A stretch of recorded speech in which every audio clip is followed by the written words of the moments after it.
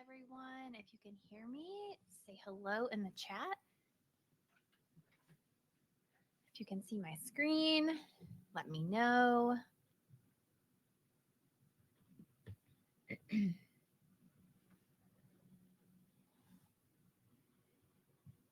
Hey, Missy. Hey, Sharon. Come on in. Hey, everyone. If you were here yesterday, I see some familiar names. If you were here yesterday, thanks for coming back. If you are just joining us today, I had several of you message me with sick children and you weren't here yesterday. So if you're here today for the first time, say hello and let me know. Hey, Virginia. Oh, Kelly Grand came in. I wish I was there. It's like cold and dreary here. Hello, hello. Yes, I can drop the booklet again. I have that ready to go. Today I'll have for you. That's okay, Julie. I'm glad you're here today. The Dropbox link. And I promised decodables for you guys. And I have those, but they have a QR code that will read to the children if they want it. And so those I'm still waiting. Julia's going to send those to me today, and I will get those out this afternoon to you so that you have those. So I'm going to drop the Dropbox link and then just keep checking back because by tomorrow at the latest, hopefully this afternoon, I will drop those decodables in for you too. So hello, hello.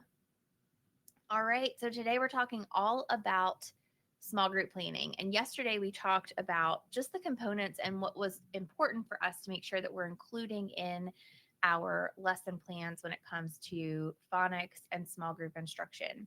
And we talked about yesterday how we as teachers have to give ourselves grace and we have to accept that things happen in our classroom and what might be a 30-minute small group lesson, the reality of that is that it never is. So when we're planning, we have to think about quality versus quantity.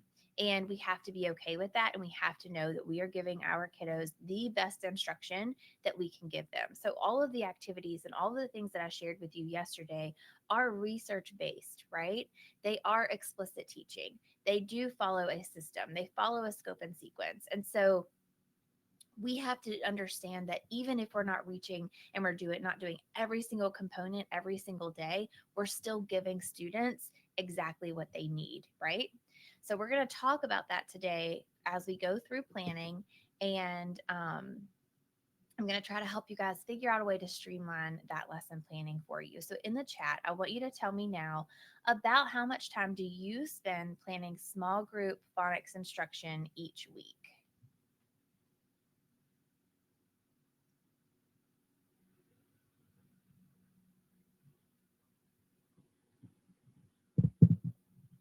Too much, Missy says. About an hour and a half. Yeah, an hour-ish. And then tell me in the chat how many groups do you have? How many skill-based phonics groups do you have in your classroom right now? At least an hour. Kelly says not as much as I should. Kelly, I disagree. I think you do great. I think this is gonna help. So 6 groups, hour, 4 groups, 4 to 5 groups. Okay. 3 to 4 groups. Okay, so about 3 to 4 groups. Sharon has 6. I bet Sharon, are you an interventionist? It's about to hit hard for me, Sharon, too. Yeah, Christy, too. Yeah, I'm looking at the schedule and I'm gonna have a lot of groups for the next couple months, but that's okay. That's all right. That's what we do, right? Okay. So we are going to take a look at all the things scheduling. But what I want you to keep in mind is as we're going through this, I want you to remember that we don't need to reinvent the wheel.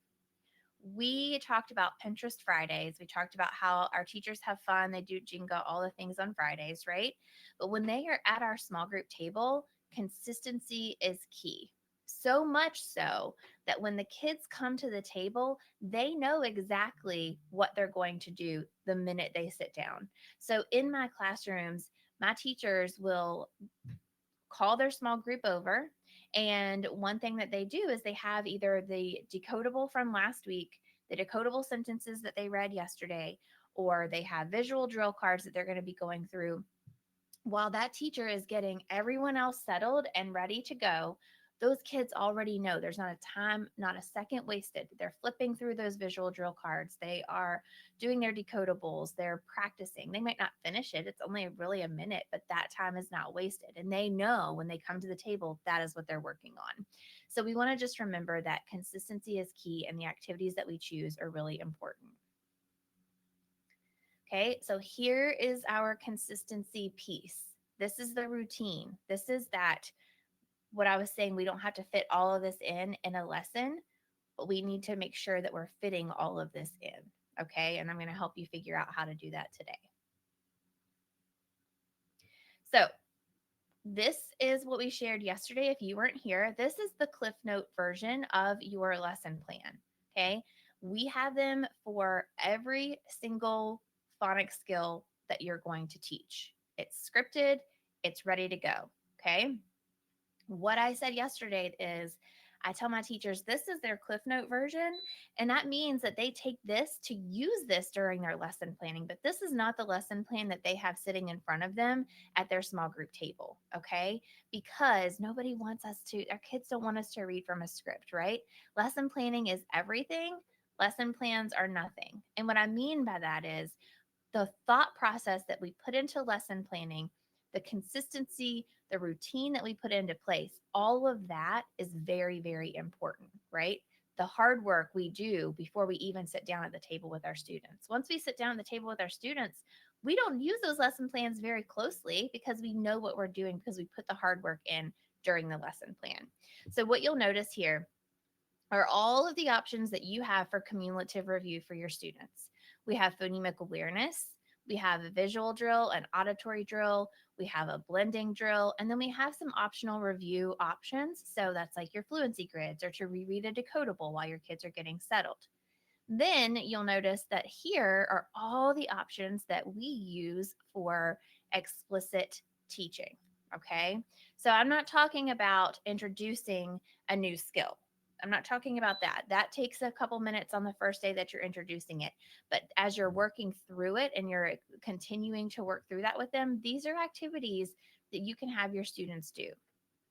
And then you have the bottom part here, which is that application piece. So if you missed yesterday, one important takeaway from yesterday is that I was talking about Wiley Blevins and how he says that it takes 4 to 6 weeks for kids to really have a concrete skill to have that down. So if I'm teaching short A this week, I should be spiraling back and teaching short A in my cumulative review section of my lesson plan for 4 to 6 weeks. Okay. The other thing Wiley Blevins tells us is that we don't spend enough time in the application piece. We spend a lot of time here at the individual word level, but we don't spend a lot of time here. And this is where the magic happens, right? This is that productive struggle that our kids need to have. They need to struggle a little bit writing a sentence. They need to struggle a little bit decoding because the more they practice in context and the more they write, the better they're going to become. So we can't leave this part out of our lesson. We have to make sure that we make time for that. Okay, the next suggestion I have for you is to take a little bit of time and get yourself organized.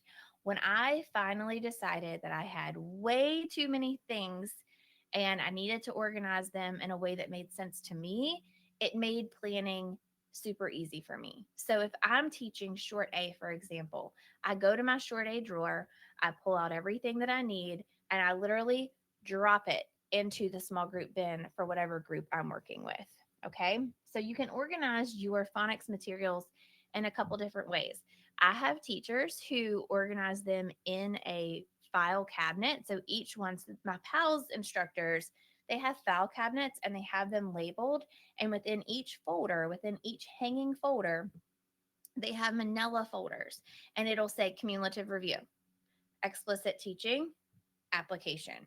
And so they have that kind of streamlined so that when they're teaching short A, they pull out the whole big folder and then they stick that folder in whatever small group bin they're working on. And then Jennifer, who is my fabulous pals person, will just pull out cumulative review. She's going to do the auditory drill, the visual drill, all those things, and then she's going to put it away, pull out the explicit teaching piece. So that's how she organizes.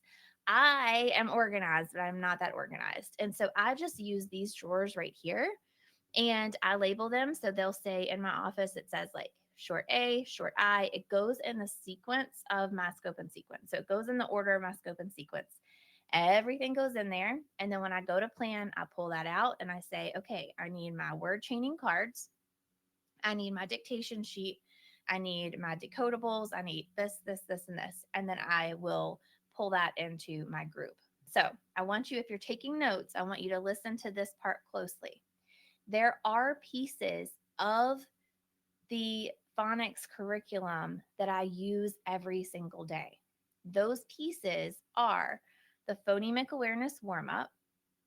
I use the word chaining, and I will use the segment and write boards and dictation. So those four things don't go in these drawers. Those four things I have printed out and I have stuck them on a ring, right? So for every phonics skill for phonemic awareness, I have them on a ring. And then I can easily flip to what I need depending on the group that I'm working on. I can't remember yesterday, someone said they had a hard time with like the visual drill cards. It's kind of the same concept. So I just put everything on a stack and then I have it. Okay.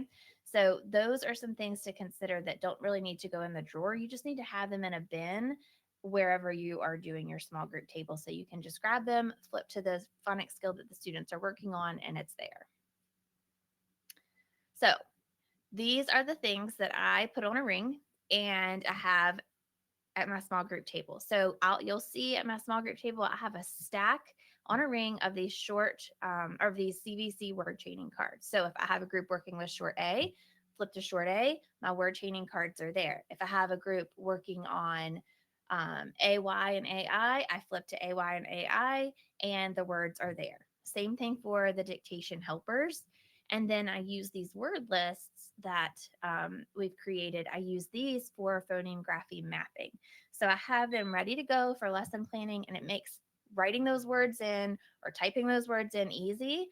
And let's be honest, sometimes if I realize that maybe I want my kids to do, I had planned phoneme grapheme mapping for Wednesday, but they didn't do so well on word chaining, then I'm going to have them do word chaining again. I'm not going to rewrite that in my lesson plan. I'm just going to pull out my word chaining because I know that's what we're going to do to replace that activity. Okay, and then these are the things that end up in those drawers, or those file cabinets. Okay, so by skill, you have everything in there that you need. Same thing here. These things end up in the drawer, and then I pull them as I begin lesson planning. All right, are there questions on organization?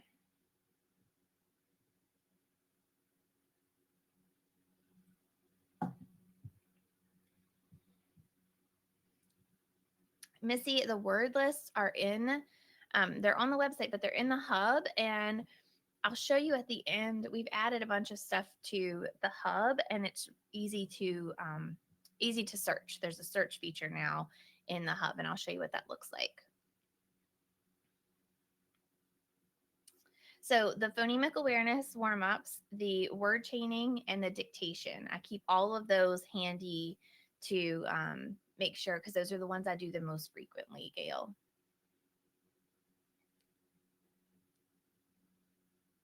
It is all new, Mary Beth. I have a video I'm sending out with the updates for the hub today when I give you guys your member exclusives, and it's all new. So I'm excited for you guys to see that.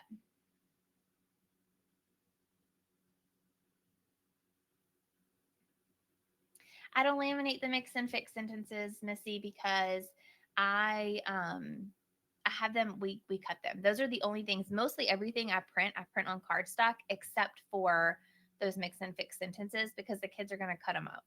So, and I want them to physically cut those, especially in kindergarten, because I want them to see that white space between the sentences. Yes. Yes, and Helen just messaged me and reminded me about the code for the letter visuals, and I'm going to drop that in the Dropbox for you. Okay, so the next thing you have to decide is how you are going to group your students. Okay, so you've got to create a schedule. You have to, the very first thing you have to do is say to yourself, how much time do I have to dedicate to small groups a day? I saw many of you have almost an hour that you're dedicating to small groups if you're a classroom teacher, which is amazing. Okay. And so you've probably already have your schedule created. You have your literacy block down. Our literacy block is we have 20 minutes for whole group phonics instruction. We have 30 minutes for whole group reading instruction, which is bringing in that language comprehension piece, 30 minutes for writing. So we back those two up together because we know they go hand in hand. And then we have an hour that we dedicate to our small group instruction time. And then we squeeze in a little bit of time to 15 and kindergarten and first grade. We do 15 to 20 minutes a day of direct handwriting practice. So we have about an hour. And so we know that in an hour, we can see about 3 to 4 groups. Okay. And so we kind of go off of that based on our time. So that gives us about 15 minutes a group. And sometimes 20 depending on how many groups are in there. So you have to decide how you want to group your students. So here's a sample from a first grade classroom. This is one of the first grade classrooms I had. These are students that one of my first grade teachers had last year. So she had 4 groups. She's used to having 3 groups. It was a little bit tricky. So what we did is we looked at their spelling analysis and we looked at all of that data and we said, okay, these kids scored 0 to 7 on their spelling assessment. What errors are these kids making? Okay. We looked at all the errors that the kids were making and we decided where those kids fell on the continuum. And then we did the same thing for the next group, the next group, and the next group. So what you'll notice is group 3 and 4, they really don't need a lot of our time. And the reason they don't need a lot of our time is because where they fell on the continuum, especially group 4, is right where we are for our whole group phonics instruction. So they are getting what they need in whole group phonics. They don't need to be spending a lot of time. They don't need a lot of extra time with us in our small group. And I think that's a really big misconception is that we feel like we have to have our hands on every single student every single day in small group, and we don't have to. If they are getting what they need by the direct and explicit phonics instruction that they are getting in whole group and it aligns with the skills that they need, then they're getting the instruction they need, right? So we have to keep that in mind. So I'll give you a second to look at that. And I want you to think about the kids in your classroom. And I want you to write down right now while you're here with me what students you think you might need to see every day and what students you think might be getting what they need from that whole group phonics instruction and they don't need to see you every day.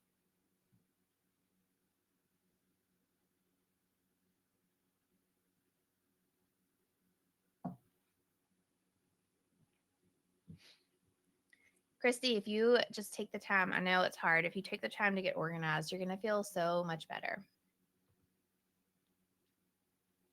Okay.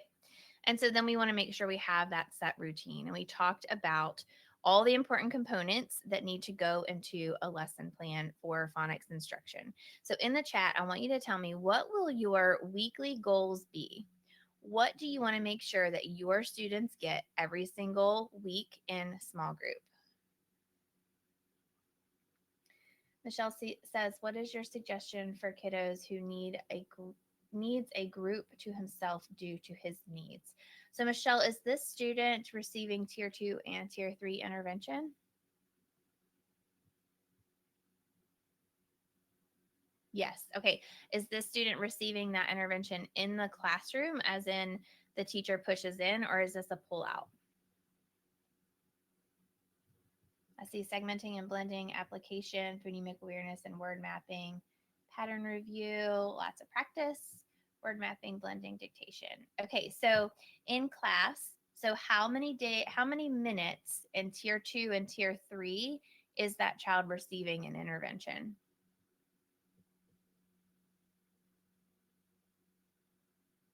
Yes, application and dictation. Good job, Kelly. So 15 from each and then 15 from you, Michelle.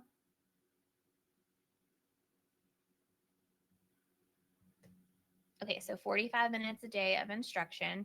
And I tell you what, Michelle, what I want you to do is I want for you to email me and I want to talk to you about this because um, we can look at your schedule and how many groups you're pulling and I can help you figure that out. But I think it is important that he still sees you and has instruction from all three tiers because that's how our MTSS model works, right?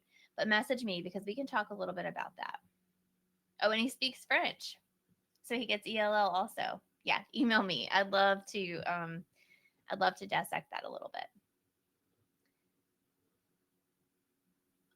Awesome. Okay. Stacy says she needs to make time for dictation. I love that you guys are talking about dictation and application because I think that is really, really important. And Linda says she wants to remember it's okay for to work at a word or sentence level if they're not ready for that longer text. Good job, guys. Okay, so now we need to decide if I am sitting down and I'm getting ready to start small group, the next thing I want to do is I want to really think about what I'm going to focus on during each skill group. So we're talking all about phonics. And so we've talked about those components. And then we want to figure out how can we take those components and break them up daily so that we're reaching our weekly goals, but we're also hitting a little bit each day. All right, so here's our routine.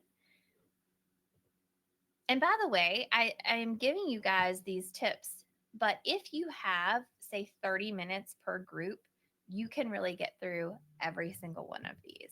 So the purpose of today is helping you if you don't have all of that time, how you can pick and choose.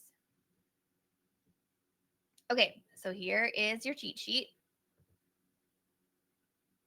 And here is the lesson plan. Okay, so here's the sample lesson plan. You guys, I'm going to go ahead and drop that for you. Let me see if I can figure out how to do this. I'm going to go ahead and drop that file so you guys can be looking at it while we're talking about it. Um, so here is a sample lesson plan, phonemic awareness, 3-part drill, your review, your phonics skill, your application piece, that connected text and the sentences. Okay, let's look at it a little bit closer.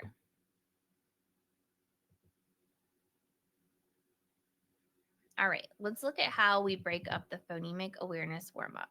Now, if you look back for timing, um, the timing on the phonemic awareness, I say it's a 3-minute warm up. It's really not. It really takes just a few minutes.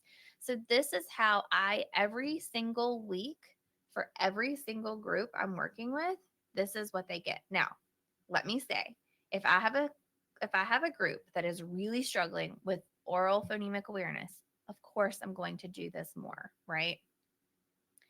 But my typical group, Monday, Wednesday, Friday, they get blending and segmenting a phonemic awareness warm up, and Tuesdays and Thursdays I do something different. Okay? The 3-part drill on Monday, I do that Monday through Thursday. They do not get the 3-part drill on Friday. And I like to pair the auditory and the visual drill together. And I like to pair let me take this off so that I can see a little bit better. And I like to pair the vowel intensive and the blending drill. And the reason I like to pair the vowel intensive and the blending drill together is because, just like we talked about yesterday, if they're struggling with E and I, I'm going to put a lot of E and I in my blending drill after I do the vowel intensive to see if they're able to discriminate between the two. And so I will pair them like that. And so, even though, yes, it'd be great to be able to do all 3 components of the 3-part drill, sometimes we just don't have time to do all 3. And so, when I don't have time to do all 3, this is how I will divvy up that 3-part drill.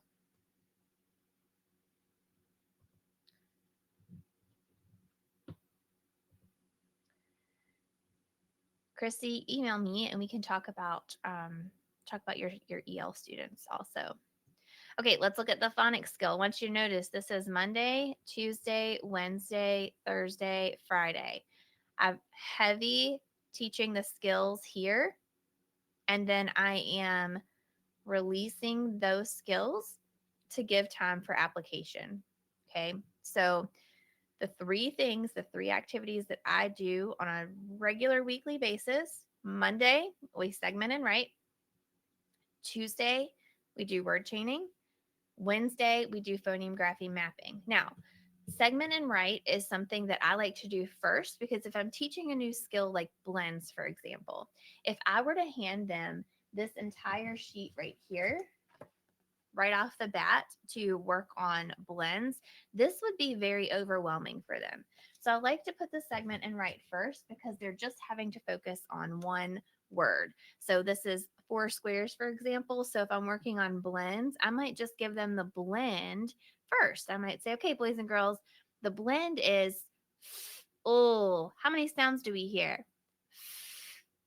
Oh, full, right? We're just isolating that blend. So that's why I like to use this first and then work our way to more writing more than one word at a time. Got something in my eye. Okay. And then you're looking now at the application piece. So I do dictation 3 days a week, but I want you to notice the connected text piece. I'm gradually releasing that responsibility to them. We're practicing, we just worked on blends. So we're practicing blends and we're doing words in isolation. Then we're going to move into the fluency grid. Then we're going to move into decodable sentences. All of these are pretty quick activities. And then we're going to focus on the decodable text, reading it, and then rereading it. So we're moving easy to more complex when we're looking at the application piece. So here is a sample frequency chart for students. So you'll notice that Sam and Lauren and Dana and Will, they need everything I've got every single day. Okay. Caleb, Eliza, Nora, and Wyatt, they don't need everything that I have every single day. They still need some support, right? So on Monday, I might just do a warm up and cumulative review. I might do Tuesday the explicit teaching piece and the application piece.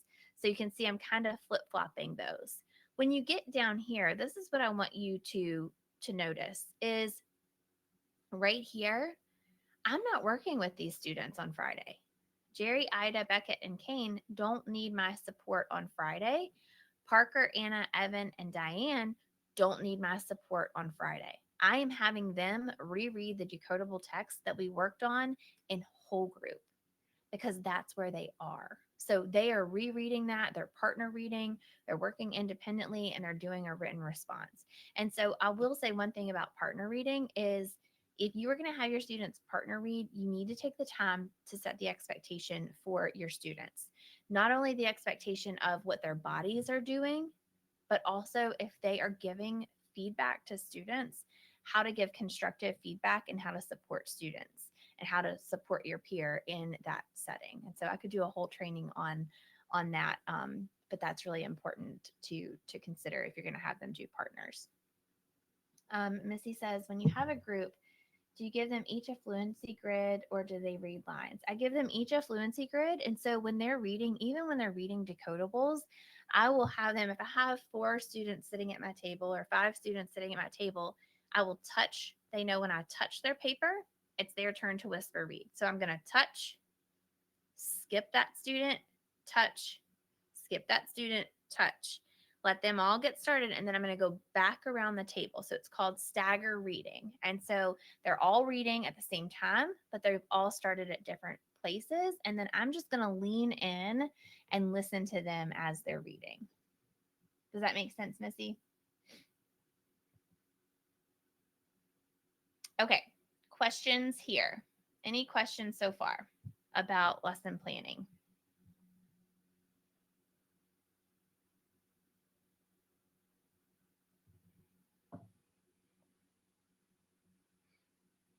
Got all the cups. I've got my smoothie, I've got my coffee, I've got my water.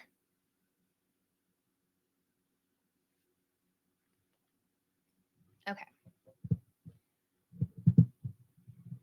So I'm going to stop here because we're not done. That's the last of these slides. So I'm going to do a new share. And I'm going to show you what this looks like. And you guys can drop any questions you have while I'm getting this pulled up.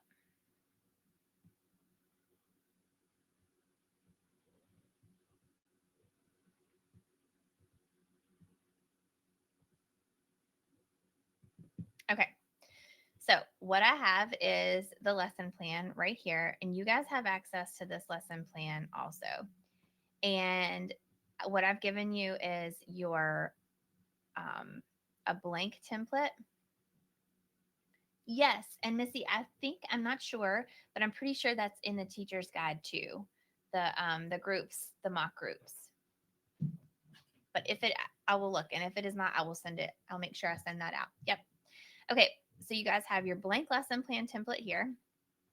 You have what I've created a sample here, and then let's see. Let me see. Still see the screen that I was last sharing. That's weird because it's showing up on mine. Like you can see it. Let's try again. Entire screen. Okay, can you guys see my lesson plan now? Okay. All right, good. Okay, so you have your sample lesson plan, and then I've also given you kind of a breakdown of timing, because here's the thing. You may not have 20 minutes a day. You may only have 10 minutes a day. So I've given you, so when you're choosing your activities, you can kind of plan here. You kind of plan your times here. Let me move this share also. Okay. All right. So what I want to do now is I want us to plan a lesson plan together, and I want to show you what it looks like and how it really is easy to do and focus on. So we are going to focus on short A. See if I can shrink this down a little bit so you guys can see the whole screen.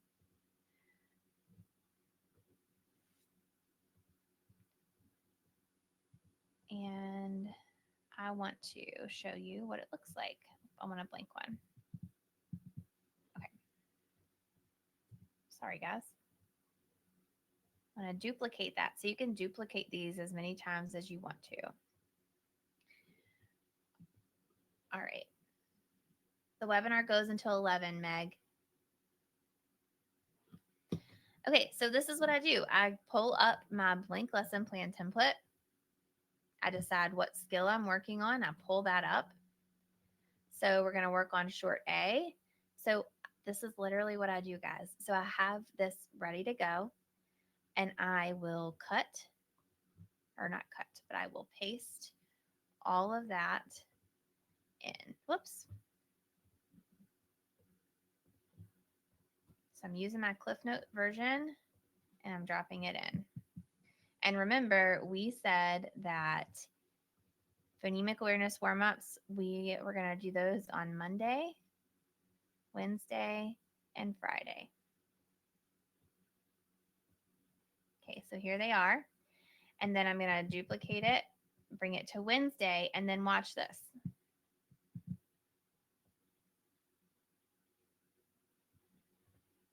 I'm just going to change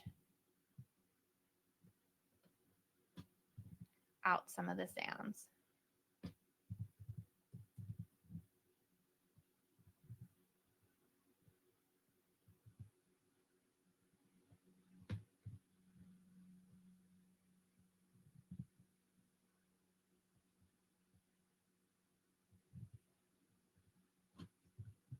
Okay, so I'm taking what I've already used and I'm just changing out those sounds. And I would do the same thing for Friday. Then who remembers what we're going to pair together for our 3-part drill? Someone tell me in the chat what we're going to pair.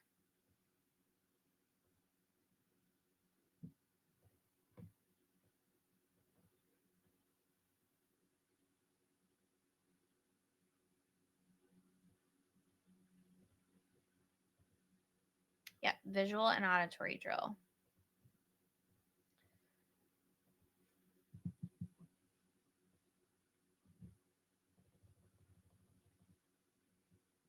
So I'm going to pull those in. I'm going to drop them in right here. Okay. And then I'm going to do that.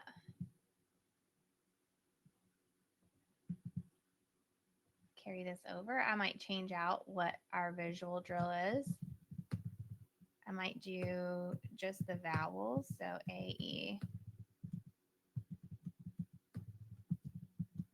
And maybe I might do some B and D and H, some of those tricky letters.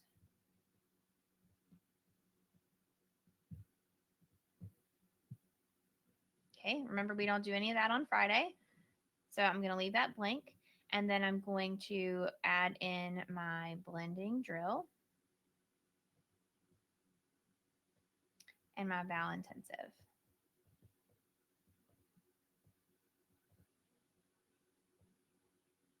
Sometimes my mouse is a little finicky. Okay. So you guys get the point, right? So we're pairing these things together, which is making it a lot easier because I have my schedule. I know what I'm doing. I have that consistent routine. And now all I have to do, whether I'm teaching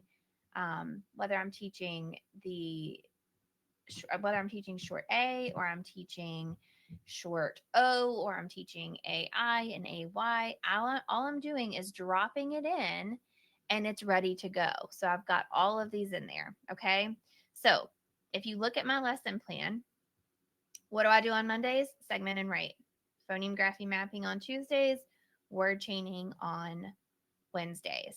Then I allow time for the decodable text and the reread of the decodable text on Thursday and Friday. Okay. So planning is easy. I'm just grabbing, I'm cutting, I'm pasting, I'm putting it in. When the lesson plan is finished, when it's completely finished, I sit back and I look at it and I think about my group and I think, are these kids struggling with E and I? Do I need to swap out one of those auditory drills for a vowel intensive? Okay. Do my students struggle when it comes time to manipulating sounds?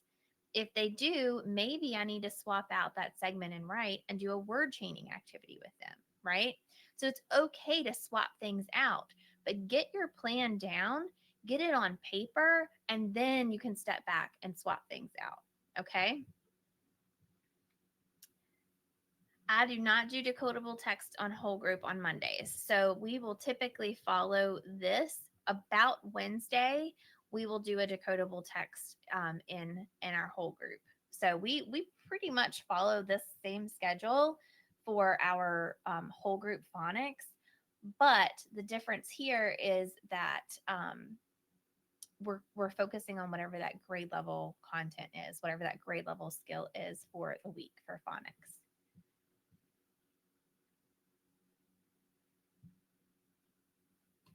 So is there anything I need to be sure to do for a certain day or days or just leave off a day? So if you only do 4 days a week? Oh, gotcha. Okay. So 4 days a week. If you have 4 days a week, then if you have to choose, I would pull back on one of the phonics explicit teaching pieces and I would make sure that you make 2 days for that application piece. So 2 days phonics skills, 2 days application piece. Does that make sense, Christy?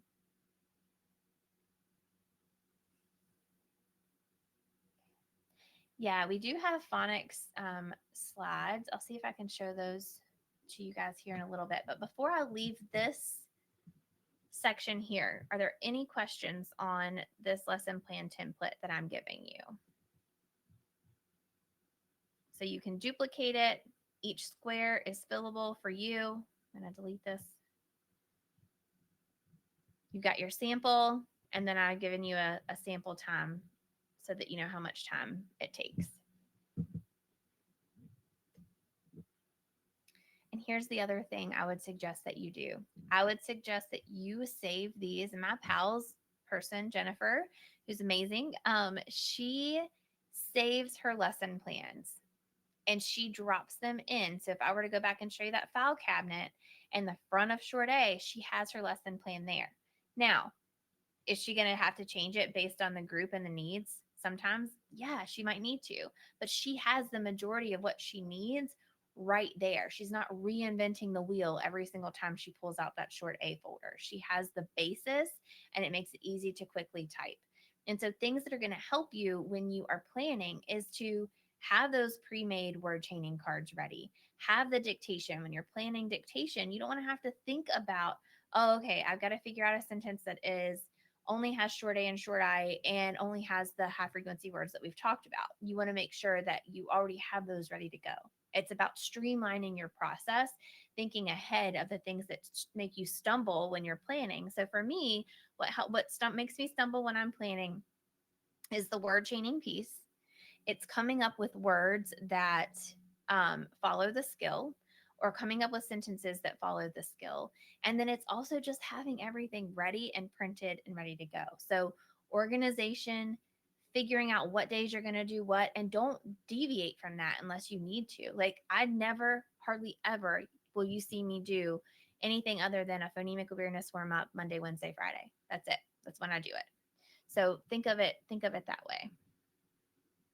Molly says my goal is to restructure small group and whole group phonics time. If I'm following your schedule, do I still need to do Haggerty daily? Okay, here's my beef with Haggerty. Um, I like Haggerty. I think that it has some really good components, but research tells us that kids only need about 6 minutes a day of phonemic awareness. So, Molly, my suggestion to you would be, how much are you spending in small group doing phonemic awareness orally? And how much are you spending in your whole group doing phonemic awareness orally? If you're spending 6 minutes and you're not mandated to do Haggerty, that might be something that I pull out of my lesson so that I can put in the things I know my kids need. And when we're thinking about phonemic awareness, research also tells us that, well, it tells us a lot of things about phonemic awareness. One, they only need about 6 minutes a day. Two, blending and segmenting are the two most important components that we can do for our students. And three, we need to be applying it to print as soon as possible. So when you're doing a word chaining activity and you're asking students, let's look at this word chain up here. Okay, here's my word chain. Okay, so when I'm asking them to go from cab to dab, what phonemic awareness skill is that? Somebody tell me in the chat. Spell the word cab and then spell the word dab. If I ask them to do that orally, what is that phonemic awareness skill?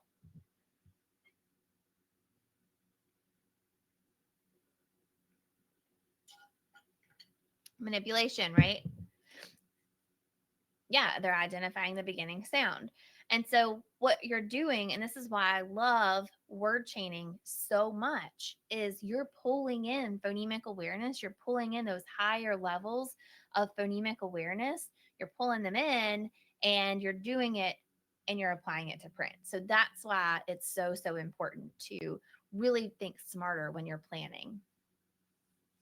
Mary Beth says, I may have missed this, but in each small group, is each small group on a different phonics skill outside of the whole group phonics skill being taught for the week? Yes.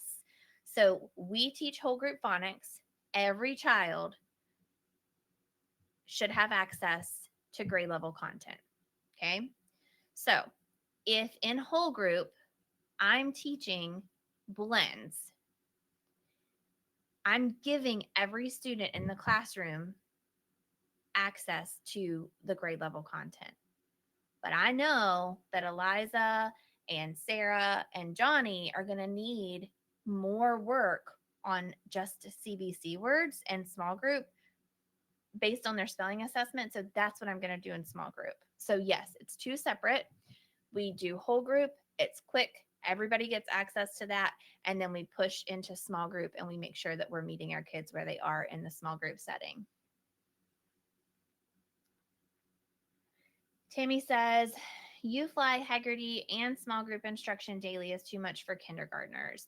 Okay, so you fly. I am thinking you guys probably, I don't know. Are you using you fly for your whole group?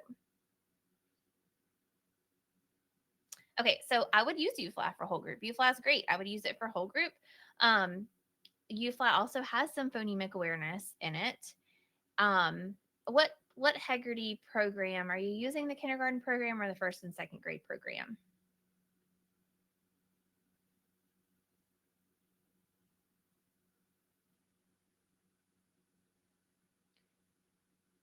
The kindergarten one. I would use that kindergarten one early on. I would use it maybe August to October, and then I'd see where your kids are. So, our kids, we ordered Haggerty for our kindergarten teachers. I am going to encourage them to use Haggerty the beginning of the year, but when we go back in January, they are going to be, I would rather my teachers be spending time applying those phonemic awareness skills to print than spending 10 to 15 minutes a day of Haggerty. So you just have to think about the timing and what you have, what your literacy block looks like, and where you're going to get the most bang for your buck. So if you only have an hour, I might would use my U fly for my whole group, right? Everybody gets the instruction. And then I might really look at Haggerty and see how much time am I using? Can I use less? Because I know that I'm implementing it in U fly in my whole group setting, and I know that I'm implementing it in my small group setting. Does that help? And Tammy, I'm happy. Like I would love to just look at your schedule and see what kind of what components you have. I'm happy to help you with that. Just email me. Okay. I, Mary Beth, en route to reading whole group. You know what? That might be great. That might be a great thing for us to do for one of our upcoming coaching calls. Because whole group is tricky. Um, I can send you guys a sample of what that plan or what those slides look like if you want me to. All right, I'm going to stop sharing. Maybe. Okay. Yeah, I'll be happy to do that. Helen, are you still on here, Helen? Will you remind me if you are to send that to drop that in the Dropbox for them? Thank you. Okay. All right. I'm gonna pull up my last screen here.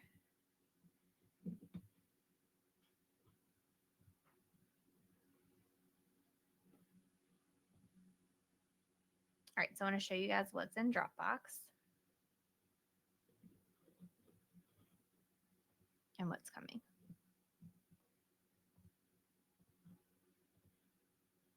Okay, so I have dropped the link. I'm going to drop it again.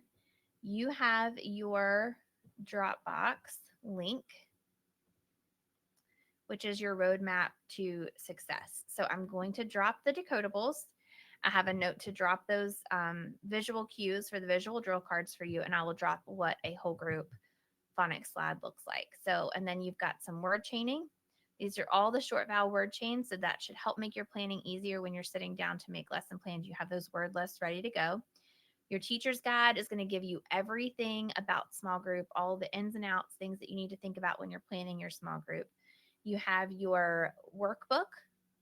I've given you an entire short A lesson. This is like, I don't know, like 100 pages, but it has everything that you need to execute a short A lesson. And then you have your lesson plan templates that are in there. So I'm going to drop the link again so that you have it. Let's see. Drop it here in the chat. So you can download that, click on that link, and that will take you there. All of those are coming, and then your nonfiction readers are coming too. So are there any questions? You're welcome. I hope that these resources help you. I hope it makes things easier for you going back after break. All right, so big takeaways from today. You want to make sure that you get organized, take the time, it is worth it. You can, I tell my teachers, some of my teachers want to print everything and then they want to file everything, they want to laminate everything, they want to cut everything. My brain does not work that way. what I did when I first started trying to organize everything is I would just print what I needed for the week. And so then as you're printing what you need for the week, you're creating the files for next year, right? So you are creating these bank of activities for next year, and it doesn't seem as overwhelming for you. You want to make sure that when you're lesson planning that you utilize the resources that you have. Go ahead and create those word lists. If you don't want to create word lists, have word lists that you can have, you can get on and have those, and you can have those ready when you're lesson planning. So thinking about all of those things, I don't want small group lesson planning to take you more, and it shouldn't take you more than about 10 to 15 minutes. You should be able to kind of knock that out pretty quickly. And like I said, lesson planning is everything. Lesson plans are nothing. If you do the hard work and you process through that lesson plan and you're working and you're thinking about what your kiddos need, by the time you sit down in front of your students, you know what you're going to do. And by the time you go through the routine over and over again, you're going to know what you want to do, right? You're going to know what that looks like, and your kids are going to know what that looks like. So think about that. Okay, so the decodables, if you missed it, if you just came on later, the decodables, I will drop those in. I did a recording, so there's a QR code in those decodables, and I'm waiting for those edits. Those edits have not come back. So there, she promises that they'll be here today, and I will drop those in at the latest tomorrow. So just keep checking back, and what I'll actually do is just send an email out when they're ready. Okay, all right. So if you guys don't have any questions, this is the end of our series together. And if you would love to continue working with me, I would love for you to join the membership. If you missed it in my stories yesterday, we've added a ton of things to the membership. And this is the last day that you can join at the current rate. So the rate will increase January 1st. And it has all the goodness in there. It has everything in there. I'm going to thank you, Mary Beth. I'm going to switch my screen over and show you what the Route to Reading membership looks like inside. If you want to stick around and see that, I would love for you to. And I would love for you to be a part of this community. There's so many in here. Rachel is here from the Route to Reading membership. Mary Beth is here from Route to Reading. Helen is here. I see so many people that are already in Route to Reading. And so I appreciate you guys being here. But if you're not and you want to see behind the scenes, I'm going to show you that. I'm going to show you that now. I will drop the link to the membership.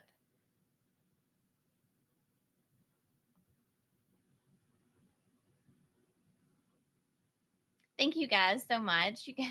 Thank you. Thank you. Thank you. I love you guys. Yes, the recordings will be en route to reading. Okay, I am going to share what the hub looks like for those of you who would like to see. And if you don't want to stick around and see, I completely understand. I appreciate you being here with me. And if you have any questions, please don't hesitate to reach out and be looking for that email with the recordings and all the things.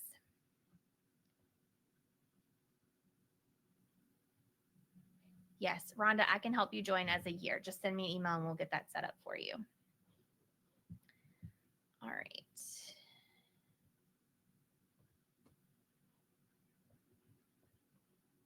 Okay, so this is what the membership looks like inside. So when you log in to the membership, thank you, Stacy.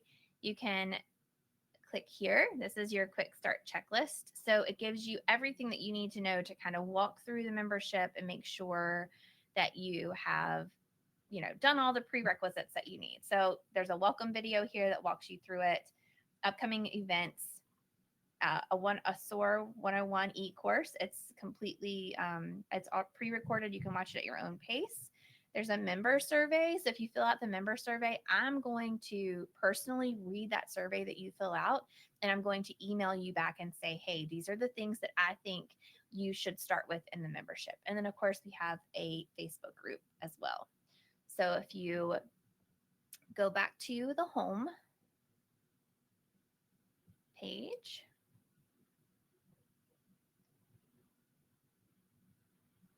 upcoming events are here.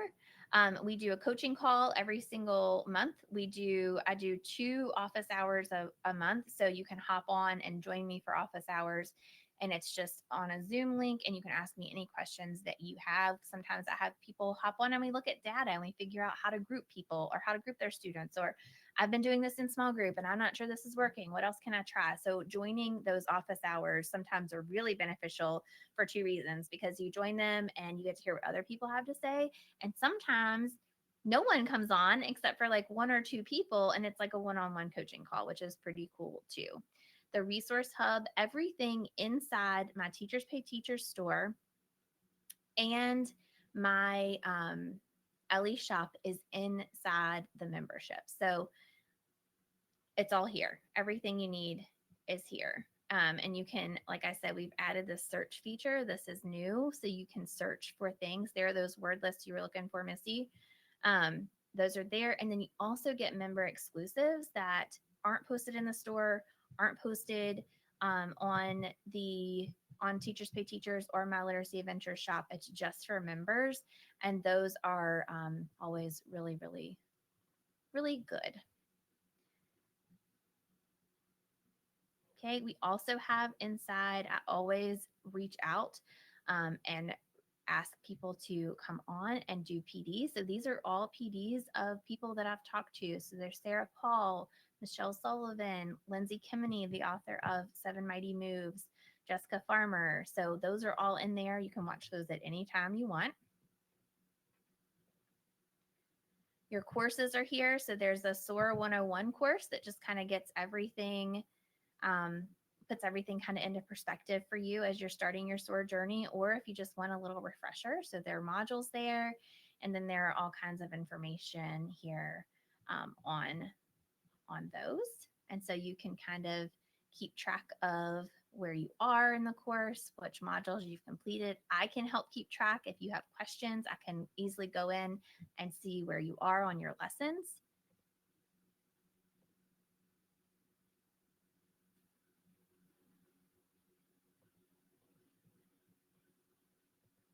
There's the same type of course for Literacy Station. So this is just a mini course, but it's helpful because what are your kids going to do when you're in small group, right? Where are they going to do? And so this kind of walks you through how to prepare for literacy stations, how to set them up, and how to introduce them to your students. Yes, we put a lot of work into it, Sharon. We really have. There are all kinds of video training. So if you want to see what it looks like in action, there are several videos here of me actually doing an entire small group so you can see what that looks like.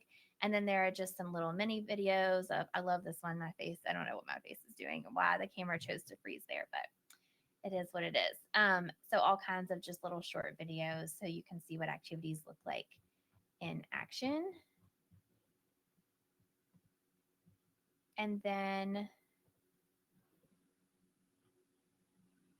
this is the big part right here. These are all of the resources are here. So this is the Foundations to Fluency curriculum. If you are in the state of Virginia, this curriculum was approved by the VLA and it's going to VDOE this month sometime. So it's been approved under the VLA Act. So you can use it in your classrooms and know that it is research-based and it has been approved.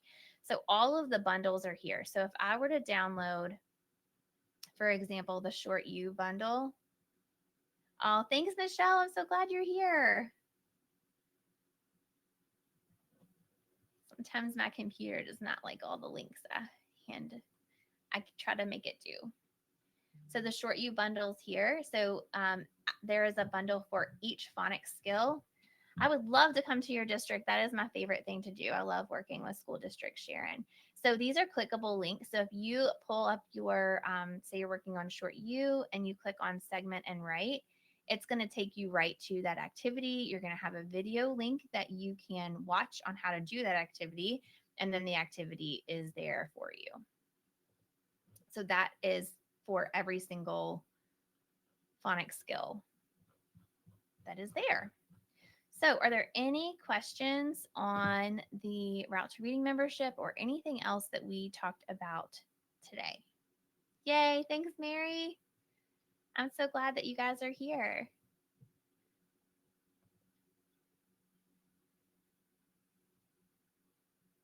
Yes. So there's actually a space. I will let me pull that up for you so that you can. If you go to my homepage, I'll go ahead and send you the link for that.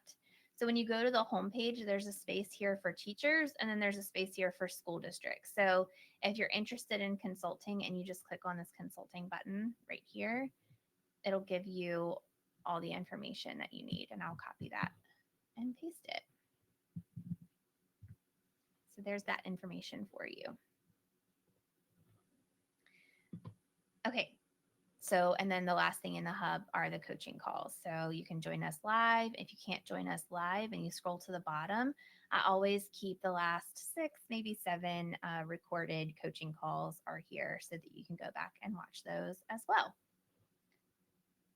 So I really do, I really do put everything into this Route to Reading membership because I feel like there are some of us that need the support, and we are in a school district where science of reading just doesn't take priority. And I've been in that school and I've been in that district, and we're better now. We are science of reading all the way, but it's lonely to know that you want to do the right things but struggle to be able to connect with people. So having a community like Route to Reading allows teachers to connect with each other and feel like they're not as alone. And the other reason I have the community is because I am in a school. I am still in the classroom working with teachers, and I know and I see the struggle daily that they struggle with, because science of reading isn't the only thing, right? They have math, they have science, they have social studies, they have writing. And so I want to be able to make sure that kids are getting the instruction that they need. I also want to make sure that students are getting the instruction they need and teachers are getting the instruction that they need. And so I want to be able to make those lesson plans for you, and I want to be able to make your life easier. So that's kind of why I do the Route to Reading membership. So, Gail, the Route to Reading membership is $15 a month.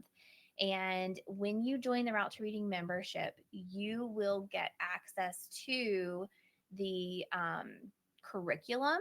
The Foundations to Fluency course is you get access to the curriculum and then a course on how to use it. So that's if the Foundations to Fluency is if you just want to learn all things phonics all on your own and have the resources at your fingertips. Route to Reading is if you want more of the community, you want to go beyond just the Foundations to Fluency course, and you want all of the resources. Does that help? Oh, thank you, Marnie. Yes, VLA approved it. I'm so excited about that. Yes. Yep. Oh, you're welcome, Carolyn. Thank you for being here. All right. We're at the 1 hour mark. I don't want to keep you. I will say if you have questions, but please don't feel like you have to stay on. I cannot access the lesson plan template. Okay, Sherry, within the Dropbox, I can email it to you too if you're unable to get it. Yep, I can email that to you. Mary Beth, I would love to see how they put it all together as a schedule. I feel like I do not have enough time for 90 minutes. Ooh, Mary Beth, that's what we're gonna do. That's gonna be our I can move what I was gonna do for our January coaching call. That's gonna be our January coaching call. We're gonna talk about literacy block. Got it. Thank you guys. Thanks so much for being here. Thank you, thank you, thank you. All yes, April. Everything is going to be in the Route to Reading membership. You guys get it. You guys actually get it first.